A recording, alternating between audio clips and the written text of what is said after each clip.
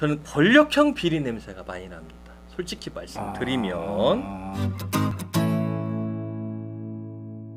자, 안녕하십니까, 유호진입니다. 안녕하세요, 조수연입니다. 자, 조변의 안테나 오늘 세 번째 시간입니다. 예. 이거 추석 연휴 마지막 날인데 네네. 뭐 추석 연휴 동안에 워낙 큰 게 터졌죠. 네. 특히 조범동. 네네. 야, 진짜 텔레비 키면 다 나오는 건데 네. 오늘 이런 내용에 대해서 우리 검찰 출신의 조수연 변호사하고 좀 네. 짚어봐야 되겠습니다. 이 수사는 그래서 다음 주는 정말 진검승부입니다. 그러니까 그 윤석열 총장 입장에서는 이 수사가 제대로 안 되면 직속상고안을 잘못 건드린 거잖아요. 어떻게 보면 잘못 건드린 거죠. 그 임명권자인 대통령의 임명권을 심각하게 훼손한 거고. 또 그렇지. 예? 어떻게 보면 대통령한테도 엄청 누가 될 일이니까는. 제가 보기에는 이 수사가 제대로 안 되고 정말 아무것도 아니고 뭐 하면 사실은 총장이 진퇴를 결정해줘야 된다. 제가 보기에는 할 정도로 에티켓상으로 사표를 내고 나가야만 될 만한 사안이죠. 근데 이 수사가 깔끔히 돼서 예컨대 이 의혹이 정확히 밝혀지고 정말 냄새를 찾아가 보니 뭐가 있더라. 실제로 하면 이건 뭐 조국 장관이 낙마를 당연히 해야 되는 상황이라서 그럼요. 이게 다음 주 일주일 늦어도 열흘 내에는 결판이 난다. 진검수할 수 없는. 그러니까 둘 중에 한 명은 죽고 사는 문제가 생겼다. 그런데 지금 보면은 이 뭐 양날에 이제 칼을 가지고 있다고 하는데 이 뭐 윤석열 총장 입장에서는 우선은 지금 휘둘린단 말이에요. 근데 조국 장관이 휘둘릴 수 있는 칼이 인사권인데 이거는 쓰기가 좀 늦단 말이에요, 사실은. 인사권을 지금은 못하죠. 못하잖아요, 그죠? 최소한 하려면 6개월 뒤, 뭐 늦으면 보통 1년 뒤에. 그때 휘둘르기가 그 사이에 윤석열 총장 입장에서는 아작을 내야 되는 거 아니야, 따져보면. 우리 말로 하면요. 그러니까 뭐 어쨌건 제가 보기에는 윤석열 총장 입장에서는 한마디로 야 이거 냄새 나니까 들여다봐 뭐 분명 그랬을 것 같고 이분 옛날에 그 박근혜 정부 시절에 국정원 댓글 사건 수사하는 거 보십시오. 그냥 15도 각도도 옆에 안 쳐다보는 사람입니다. 그냥 앞에 가는 사람이기 때문에 이번 이 사건도 똑같을 거예요. 그냥 쭉 앞에 가는 것이지 뭐 일부러 무슨 뭐 자유한국당 편을 들기 위해서 이 사건을 한다? 제가 보기에는 어림도 없고. 그래서 지금 사실 조국 장관 임명에 대해서 뭐 사실 대한민국이 두 패로 갈라진 느낌이 있어 지금. 그러니까는 뭐 어느 한쪽은 그냥 무조건 찬성, 어느 한쪽은 무조건 반대하는데 그 문재인 대통령을 지지하는 그룹에서는 그 조국 장관을 개인적으로는 못마땅하게 생각을 하더라도 대통령을 지지하는 마음으로 대통령이 혹시 타격을 받을까봐 전략적 차원에서 이렇게 지지하는 경우를 많이 봤어요. 근데 사실은 전략은 정말 이런 때 세우는 게 아니라고 저는 전략을 말씀을 드리고 정도를 가야죠. 정도를 가야죠. 자, 지금 거꾸로 한번 생각을 해보자고요. 처음에 조국 장관이 여러 가지 문제가 생겨서 시끄러울 때 대통령이 깔끔하게 조국 장관 패를 버리고 다시 했으면 돼. 자유한국당은요. 닥쳤던 게 지금 한국당이 뭘 할 수 있겠습니까? 아마 지금 할 일이 없어서 국회 들어가가지고 국정감사 하자고 하거나 정기국회 하자고 할 겁니다. 아무 이슈가 없어요. 이슈는 문재인 대통령이 오히려 만들어주고 있습니다. 그렇죠. 만들어줬어요. 더 나라를 시끄럽게 만들고 아니 조국 장관 한 명 임명이 현 정부에 얼마나 큰 영향을 미친다고 왜 그렇게 고집을 하는지 알 수가 없죠. 우선은 조범동 조카가 왜 들어왔을까요, 이 양반이? 일단 뭐 추석 연휴에 정말 저는 조범동이가 당분간 안 들어오리라고 생각을 했거든요. 일단 뭐 조국 장관이 일단은 온 국민이 그렇게 거세게 반대를 했음에도 대통령이 임명을 했단 말이요. 근데 장관으로서 이제 뭐 며칠 안 됐습니다만 활동을 막 시작을 했기 때문에 예, 맞아. 뭐 그냥 이제 이대로 좀 가면은 뭐 그동안 있었던 일이 조금 묻혀지기도 하고 해서 조범동이 당분간 안 들어오리라. 그렇죠. 이렇게 그리고 생각을 했는데 조범동 조카가 안 들어와야지. 사실 조국 장관한테는 입장에서는 훨씬 유리하고 편하죠. 그렇죠. 이 상태로 쭉 가니까. 그리고 뭐 소위 말하면 들어오게 하려 그래도 절차가 여러 가지 있다고 하는데 그렇죠. 제 발로 들어온 것 같단 말이에요. 제가 보기에는 검찰과 사전에 연락을 주고 받고 그렇게 하고서 자기 발로 들어온 것이 맞는 것 같습니다. 왜냐하면 지금 그 유력한 그 여러 가지 매체를 종합해 보면 일단 필리핀으로 갔다가 괌으로 넘어간 것 같거든요. 그러니까 중간에 뭐 보도는 저쪽에 베트남으로 간다더라, 하노이 간다더라, 그죠? 그 물타기 갖고 오부 갖고 괌으로 갔다가 괌에서 항공편으로 어제 새벽에 들어오는 걸 검찰 수사관이 미리 공항에 나가 있다가 체포영장도 미리 받아놨고 그래서 이제 체포를 공항에서 바로 체포를 했죠. 하긴 체포를 해서 중앙지검으로 압송을 해서 뭐 현재까지 지금 조사 중인데 뭐 48시간 안에 뭐 이렇게 영장을 쳐야 된다는 얘기 당연합니다. 체포 시한은 48시간입니다. 48시간에 검찰 입장에서는 구속영장을 청구를 하든지 아니면 석방을 하든지 둘 중에 하나를 해야 되는데 뭐 검찰 입장에서는 당연히 뭐 구속영장을 청구하는 것은 뭐 규정 사실화 같이고요. 아무리 검찰이라 하더라도 그 비행기 타고 휙 들어오는 것을 사전에 다 알고 미리 공항에 나가 있지 못합니다. 그러니까 그래서 뭔가가 이건 뭐 추정입니다만은 그 조범동과 검찰 측과 미리 언제 어느 편으로 들어옵니다. 라는 게 뭔가 서로 연락이 있었다.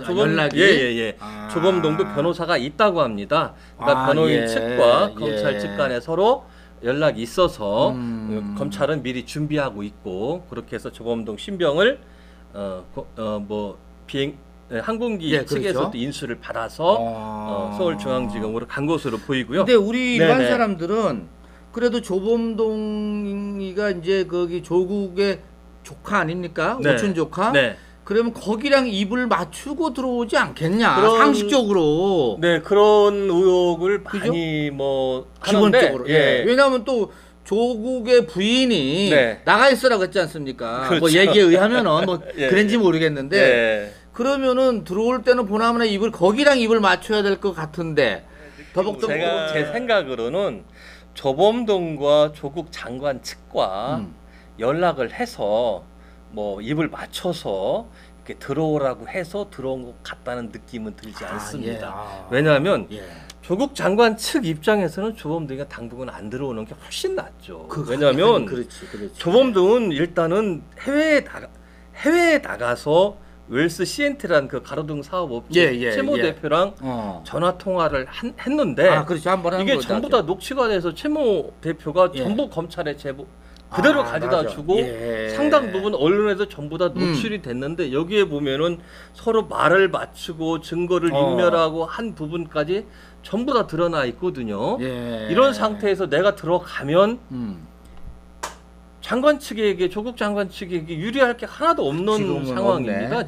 지금 현재 상황으로는 이런 상태에서 조국 장관이 뭐 들어와라 이렇게 뭐 사인을 주고받을 만한 그러한 상황은 아니었던 것으로 보이고 제가 보기에는 검찰이 강하게 조범동 그 오촌 조카한테 그 압박을 넣었을 가능성이 큽니다. 왜냐하면 요즘은 뭐 옛날에는 해외 나가면 연락 두절이었는데 요즘은 해외 나가면은 뭐 카카오톡 다 됩니다. SNS도 되지, 문자 메시지 되죠. 인터넷이 되니까 뭐 이메일 되고 다 됩니다. 그거는 다 돼. 가족과 하나 또 연락을 서로 또 자기들끼리 주고 받을 테고. 뭐 카톡방 만들어서 해도 다 돼. 다 되죠. 사진 올리면 다 날라가 절로. 거기에 이제 검찰에서 자꾸 들어오셔야 됩니다. 안 들어오시면 뭐 불이익이 있을 수밖에 없습니다. 들어오셔서 사실대로 밝혀야 뭐 대한민국에도 좋고 이런 식으로 계속 아무튼 검찰이 누굴 통해서든지 뭐 누굴 통해서든지 직접 하든지 직접 하든지 그런 식으로 했을 가능성이 농후하고 제가 담당 검사라도 당연히 하죠. 누굴 통해서? 왜냐하면 그럼요. 들어와야 되니까. 지금 이 사건 온 국민의 관심이 그렇죠. 쏠린 이 사건을 해결하는데 예. 조범동 이 친구가 당연히 들어와야 되잖아요. 야. 안 들어오고 어떻게 해결을 합니까? 그러면 예. 이제 48시간 안에 영장 예. 이제 치는데 그러면 네네. 오늘쯤에 칠 것 같다 그러더라고. 그렇죠. 왜냐하면 내일 새벽에 영장 치는 것은 좀 늦죠. 48시간을 너무 꽉 채우니까 그렇지. 검사도 불안하고 그래서 아마 제 생각에는 오늘 오후 늦게 예. 아마 구속영장을 청구를 할 것 같은데 지난번에 네네네. 최모 씨하고 두 사람인가? 예. 그 사람들은 같은 거 관련되는 사람들 그때 뭐지 기각이 됐잖아요. 네네 기각이 됐는데 이번에는 뭐 기각되기는 어려울 거예요. 왜냐하면 지난번에 기각된 것은 예. 그 이모 대표랑 최모 대표 이분들은 예. 그 뭐 여러 가지 그 영장 담당 판사가 기각 사유를 썼습니다만 한마디로 역할 가담 정도에 비추어 봐서 약하다? 영장을 발부할 상당성이 인정되지 않는다. 아. 이렇게 해서 한 이유는 뭐냐면 예. 종범이기 때문에 주범이 따로 있는데 왜 뭐 종범까지 이렇게 구속을 하느냐. 그리고 사실은 지금 조범동 씨가 들어왔으니까 망정이지. 예. 종범들만 덜컥 구속해놓고 이 사람 진짜로 안 들어왔으면 어떡하려고. 계속 그냥? 결과론적인 이야기입니다. 그러니까 응? 또 그러네. 아마 검사 입장에서는 영장 기각된 게 그 당시는 오히려 안도의 한숨을 내쉬었던 그 검사들도 있을 수도 있어요. 예. 왜냐하면 덜컥 구속해놓고 주범이 안 들어오니까 사건을 마무리가 참 영찝찝해요. 깔끔하지를 못하고. 근데 이제 이 상황에서는 이제 조범동 씨가 들어왔으니 조범동 씨에 대한 그 뭐 구속영장은 당연히 청구가 되고 또 발부가 될 것으로 저희 예상이 됩니다. 더군다나 조범동 씨 같은 경우는 뭐 거액을 인출해서 해외로 도피까지 지금 네네, 언론 했다가 보도되는 거 보면은 뭐 20억 네네네. 정도를 가져갔다는 등 뭐 이런 얘기까지 나옵니다. 그렇습니다. 그래서 저기 뭐죠? 당연히 영장이 그 자체로 뭐 회사 돈을 가지고 나갔으면은 횡령이기 때문에 그거 하나만 가지고서라도 일단 영장이 발부될 것으로 보이고요. 이 사건이 지금 굉장히 복잡해서 진짜. 복잡해서 그 한번 종합적으로 한번 정리를 할 필요가 있는데 우리 요 시청자분들이 앞으로 표를 좀 한번 이게 지금 우리 보시면 좀 조변이 만들어 온 표입니다. 이게 만들어 온 여기 표인데 보면은 그 조국과 그 조국 장관과 정경심 교수 이제 부부인데 부부가 이제 여기 보면은 그 조범동이라고 오촌 조카가 오촌 조카 조범동이고 이 오촌 조카가 코링크 PE라는 그런 사모펀드 회사를 만들었습니다. 그러니까 뭐 등기부 등본상으로 법인 등기부 등본상으로는 안 나타나는데 실소유주라고 돼 있죠. 그렇지. 그리고 이모 등기부 등본상으로는 이모 씨가 대표라서 이제 돼 있고 여기에 블루코 벨루업 1호라는 펀드 이름이 있습니다. 이게 상품 이름이죠. 여기에 조국 가족이 14억 원을 정도를 투자를 했는데 전 재산이 55억인데 75억 원을 투자 약정을 한 것부터 이제 시작이 벌써 이상하죠. 이상하다 다들 하는데 75억 원을 약정을 해놓고 사실은 14억 원만 그 실제로 투자를 했습니다. 처음에 이거는 다 일반 국민들은 그냥 75억 해놓고 적당히 낼 때 내고 말 때 말고 이런 게 무슨 마이너스 통장이라고 생각했어요. 그러니까 이제 요 코링크 P 회사에 어쨌건 조국과 정경심이 14억 원을 투자를 해놨는데 이 펀드 회사에서 또 웰스 CNT라는 그 회사에 투자를 했는데 이게 이제 가로등 회사야. 이게 가로등 사업을 하는 회사입니다. 여기에 투자를 했는데 가로등 사업은 이게 필요한 대부분이 지방자치단체야.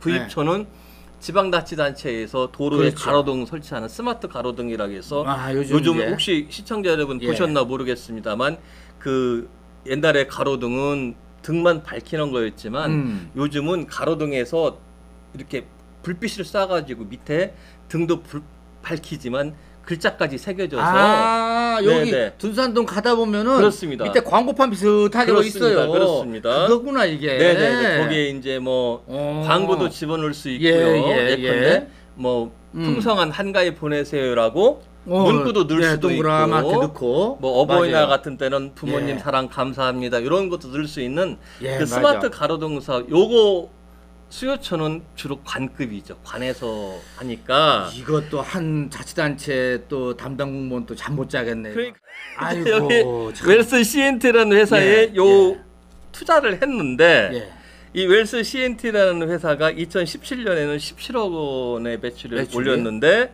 2018년도에는 30억 원으로 매출이 이제 74%가 올라서 30억 자체는 큰 게 아닌데 이제 왕창 올라갈 타이밍에 지금 한 번 더 올라가면 이제 60억 가고 그렇게 쫙쫙 가는 거지. 이제. 30배, 60배, 100배로 그렇죠. 틀 대목에서 그렇죠. 지금 적발되었을 가능성이 크다. 그 다음에 문제는 이제 여기가 또 문제가 아니고 또 다른 문제가 이제 이 대각선으로 보시면 코링크 PE가 지금 어쨌건 간에 지금 그 사모펀드 회사인데요. WFM이라고 코스닥 상장 기업이라고 요 밑에 있습니다. 요거 여기에 투자를 했는데요. 투자는 주식을 인수하는 방식으로 투자를 했는데 WFM이라는 주식의 4.6%를 인수를 했대요. 그러니까 이제 주주가 된 거죠. 코링크 PE가. 근데 코링크 PE의 그 돈을 투자한 투자자들은 조국 부부라면 부부가 유일하다면 사실상 코링크 PE라는 회사의 실소유주가 조국 장관이고 그러니까 조국이 투자한 거네 따져보면은 조국이 코링크 PE를 통해서 WFM이라는 회사의 지분을 4.6%를 저기 뭐지 그 가지고 이게 그러면 저기 이보용 토크 이건가 이게? 가지고 갔는데 이 회사가 어떤 회사냐면 그 문재인 정부 들어서 그 뭐 배터리 사업, 제2 전지 사업 하는 회사구나 이게. 진출하기 위해서 군산에다가 공장을 져놨다는 회사입니다. 그러니까 여기에 진출을 하기 위해서 한 회사죠. 이 회사에서 조국 장관의 부인인 정경심 교수가 7개월간 한 달에 200만 원씩 1,400만 원을 수령을 해갔습니다. 이게 수령을 해간 게 영어 자문을 해주고 자문료 명목으로 그 200만 원씩 가지고 갔다고 하는데 이거 액면 그대로 믿기는 사실은 어려운 얘기죠. 왜냐하면 사모펀드 이렇게 투자한 거에 대해서 이렇게 쭉 투자한 것은 조국 장관은 청문회에 나와서 모른다고 했는데 어떻게 그리 쭉 간 거에 대해서 자문해주고 200만 원씩 받았다는 것은 납득이 잘 안 가는 얘기잖아요. 여기에 또 WFM의 또 그 배터리 사업을 추진하기 위해서 신성석유라는 그 우모 씨, 우모 씨가 마지막 안 잡힌 사람이 안 잡힌 이분이 또 WFM의 주식 7.4%를 보유하는 또 다른 사람이 있는데 이 사람도 같이 이번에 우모 씨, 이모 씨, 조범동, 이모 씨, 최모 씨가 4명이 같이 해외로 나갔었어요. 가족도 데리고. 같이 해외로 나갔다가 1차로 이모 대표랑 최모 대표 여기 2명만 들어왔고 먼저 들어왔다가 구속영장이 청구됐다가 기각이 됐죠.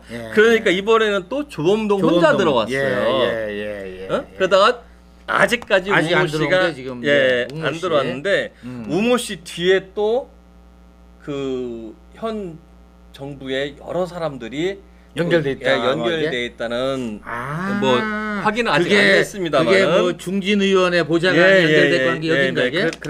뭐 대출을 받아서 투자를 했다느니 뭐니 뭐 이런 얘기가 있어서 굉장히 복잡합니다. 이게 지금 사실은 요게 사실은 조국 장관의 그 뭐죠? 의혹의 사실은 핵심 부분이죠. 이게 그러니까 뭐 조국 장관의 딸이 어디 대학교인지 대학원이 가서 뭐 표창장을 위조했느냐 안 했느냐 요 부분은 사실은 아주 소소한 부분이고. 근데 그게 사실, 국민들 염장 질리긴 아주 딱 맞았죠. 그렇죠. 그렇죠. 예, 그게 완전 염장을 지르놓고 실제는 여기에서 이제 문제가 되는구나. 그러니까 이거에 대한 이 내부 사정, 지금 이 내부 사정을 가장 잘 아는 사람이 오촌 조카인 조범동. 그러니까 당질이라고 하죠. 예, 그렇죠. 그 조범동 씨가 가장 잘한다.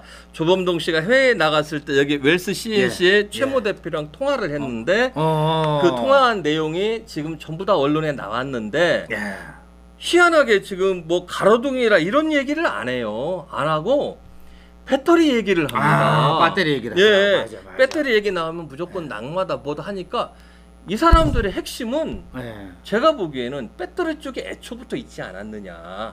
그래서 어떻게 보면은 그 스스로들이 그 통화하면서 길을 알려줬어. 그러니까 그게 그러니까 그러니까 사실은 세상에 믿을 사람이 없는 거예요. 전부 다 다 녹음하고 녹화하고 뭐해서 다 제보하고 자기들 살굴리 지금 벌써 다 드러난 거죠. 저는 권력형 비리 냄새가 많이 납니다. 솔직히 말씀드리면 여기 보면은 아까 그 코링크 P랑 그 밑으로 쭉 내려가면 밑으로 여기 PNP 플러스 컨소시엄 간에 서로 연결도 돼 있는 모양이에요. 근데 그 PNP 플러스 컨소시엄이 요즘 공공 와이파이 사업이 또 수익성 굉장히 이게 저기 지하철 같은데 와이파이 다 터지게 하고 대신 내 광고 봐라 이겁니다. 이게. 그렇습니다. 거기에 우선 협상 대상자로 지정도 된 사실이 있다고 합니다. 그러니까 과연 이런 것이 우리가 한다고 되겠습니까 이게? 근처도 못 가요. 근처도 못 가고 원서도 못 낼 알지도 일인데 못해. 과연 이 코링크 P라는 이 코링크 P가 무슨 실적이 있는 회사라고? 그렇지 아무것도 없는 회사인데 그렇지. 이 회사가 어떻게 이렇게 큰 대어들을 건드릴 수 있는지 돈만 되는데 쏙쏙 알짜배기 이 뒤에 조국 민정수석 조국 장관이 없었어도 가능한 것인지 이걸 당연히 검찰은 들여다봐야죠. 검찰이 국민을 대신해서 들여다보는 겁니다. 당연히 검증을 해야 되고 그렇지. 그럼요. 이거 가만히 놔둬서 이 정권이 끝난 후에 뒤지면 그때는 분명 국민들은 이렇게 얘기를 하죠. 살아있는 권력은 건들지 못하고 이제 와서 또 죽은 그렇지. 죽은 정권 뒤진다. 그때는 또 그렇게 비난할 거 아닙니까? 지금 살아있을 때에 그렇지. 지금 제대로 건드는 제대로 한번 손보고 제대로 검증하는 이렇게까지 들여봐서 아니더라 하면 조국 장관이 떳떳해지는 것이고 분명히 문제가 있다 하면 처벌을 받더라도 살아있는 정권 하에서 지금 처벌을 받는 것이 사실은 정의가 제대로 즉시 실현되는 지금이 바로 맞는 얘기죠. 아니 문 대통령이 계속 얘기를 했지 않습니까? 살아있는 권력도 수사해라. 당연하죠. 내가 보기에는 그 얘기를 지금 번복할 수도 없어요. 지금은. 우리 조변의 안테나 오늘 세 번째 방송 여기서 마치겠습니다. 고맙습니다. 감사합니다.